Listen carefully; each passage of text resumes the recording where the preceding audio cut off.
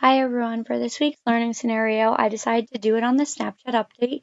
So as you can see, I just wrote Snapchat update, searched in Google here, and there's lots of angry articles about how people don't like the update and don't know how to use it. So I decided to make my learning scenario on how to use the new Snapchat update for avid Snapchat users. So here I'll pull up, this is my lesson plan, lesson outline of how I'm going to teach people how to use it. So as you can see, I separated it into 4 different sections.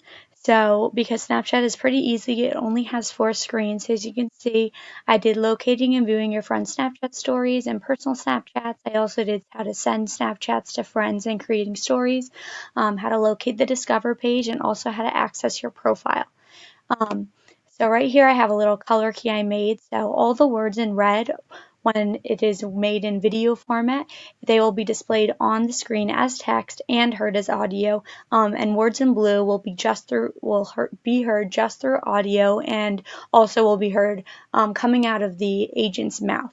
So for instance, locating and viewing your friends' stories and personal Snapchats will be viewed as text on the screen and said aloud.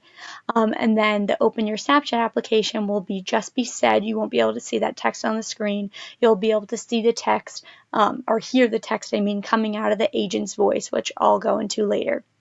So the reason I did this, I chose to put this in screen text, is that so that people, when they're watching the video, can go back to an exact certain point and see this section highlighted and on the screen as text, so that they can see the different sections of the video. So just to go through, I added lots of graphics with the audio narration because from the principles we learned about, this is the most effective way to teach people how to do something or use an application and for them to retain this material.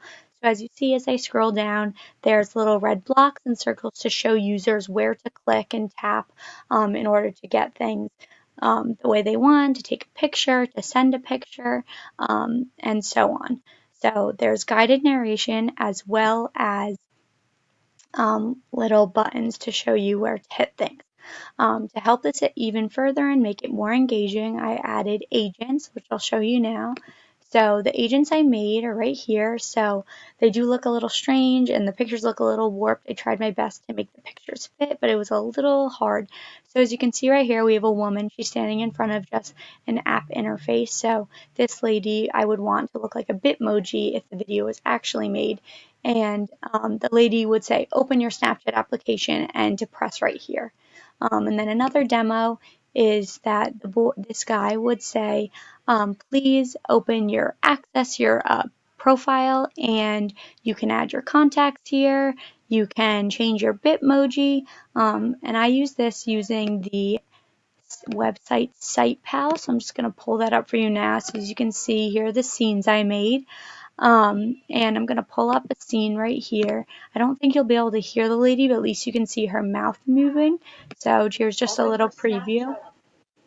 So right there, she's saying, open your Snapchat application.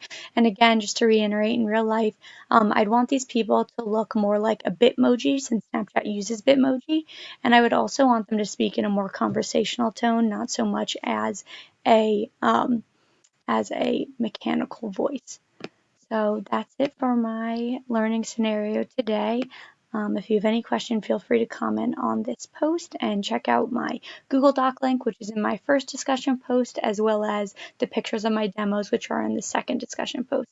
Thanks. Bye.